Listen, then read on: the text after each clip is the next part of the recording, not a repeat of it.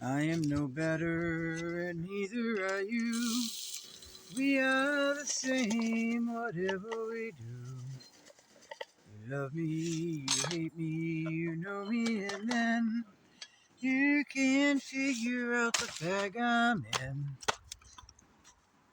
Everyday people, yeah. Hey folks, welcome back. So, it's supposed to be in, I think, close to 40 today, but the wind has picked up. The wind is coming right from the east, and that wind is a little cool. So that's all right. Earlier I was out here with my hood down, but then the wind come up even more. So, all right.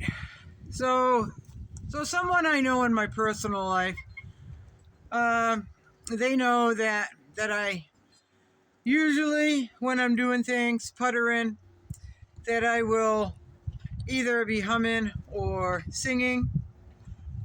I can't do either, but it doesn't stop me. It makes me happy. And they ask why I don't. When I record myself, they ask me two things. Why I don't show my humor, and two, why aren't I belting out in song? Well, I don't know, folks. You didn't come on here to hear me sing. So, to keep it more real, usually I catch myself humming or singing when I'm setting up the tripod, and when I'm just puttering. If someone says something and a song comes in my head, I usually just sing a sentence or two. I don't know, that's just something I've always done. And it doesn't mean that I can sing, folks. It's just what happens, right? So they think that I just show my more serious side when I do videos. Well, I don't know, folks. I'm on here and I just talk, and then I'm done. I could start while I'm setting up the cell phone and camera. I could be singing or humming, and then when I'm done recording, I resume. So I can't sing and talk at the same time, and I can't hum and talk at the same time. So when I'm in front of the camera, I'm usually talking, right? So I don't know. Some people talk out both sides of their mouth. I can't talk out one side and sing out the other. And I'm not going to sing what I'm saying on here. I'm just not doing it.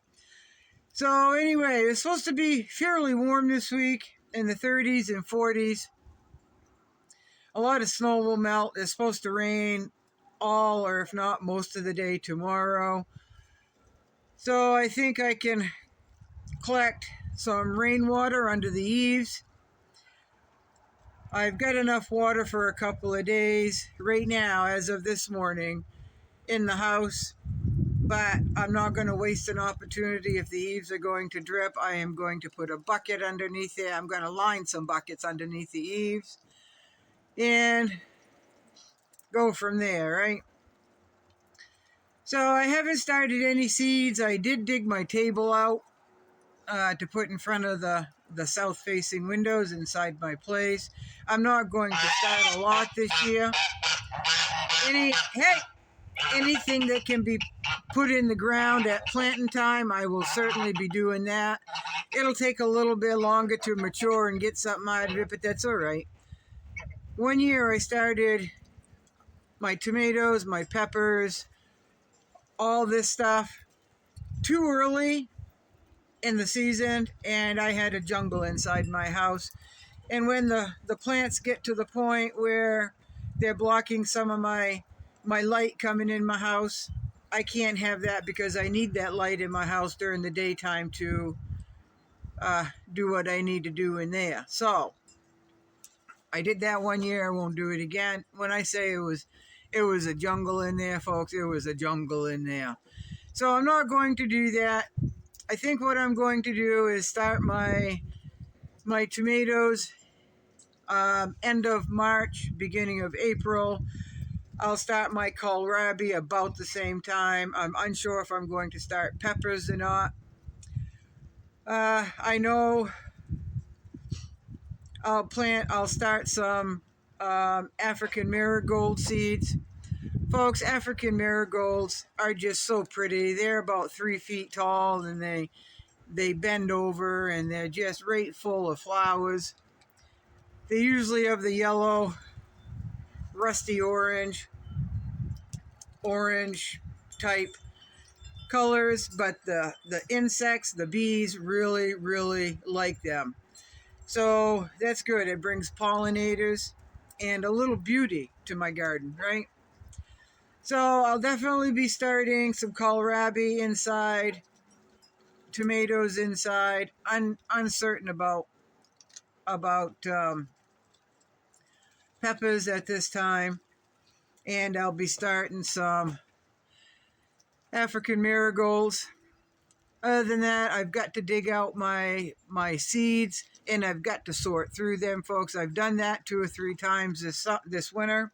I'm undecided on a lot of things. I'll plant the beets, the beans, and turnip and lettuce and cucumbers, all of that. I'll plant them. But as for a trial this year, I don't think I'm going to do many trials. There's a lot of projects I need to do this summer, and I can't be messing around with trials, and unless something comes up. I might have an experiment here or two, but it's not going to be an experiment like years past. I will be starting another Jerusalem artichoke patch. I've got to dig my potted yacon plants from underneath the house, because I let them go dormant last fall through the winter. But in order to access under the house, I've got to, on that side of the house, I've got to shovel out and gain access to them, and then get them growing. But other than that, there's always the mantling and dismantling of what few raised beds I have. I'd like to make a few more trellises. I'm not going to put my snowshoes on and go through the woods hunting for little saplings to cut to make the trellises. It's just way too early for that. It's not worth hurting my knee or my ankle. So I guess it's going to be a slow start to the garden, and hopefully it's going to be a productive garden. I also will start my onion seeds. Now the Elsa Craig onion seeds that were in the mailbox was hit by the snowplow, right? Those seeds are gone. That day that I discovered that, I ordered some more, and they should arrive tomorrow. In my opinion, it's getting a little bit late for what I like to start my onion seeds. I like to start them mid to early February, so they're nice and strong, and gives them a good head start. Otherwise, those Elsa Craigs will be for like salads and some stuff like that, good fresh eating. And then I'll plant my onion sets that I will buy. I do like the Ebenezer white and Ebenezer yellow onions. They just store for a very long time after you harvest them. I mean, they will store from 1 year. I had them store from fall until almost the next fall, folks, storing them in the house. And they're just very long keepers. They're just not the best to eat fresh because they're really strong and they'll burn your eyes. But for cooking and canning, those are some of the best in my opinion. So there is that. I guess the wind is really picking up and it's getting cooler.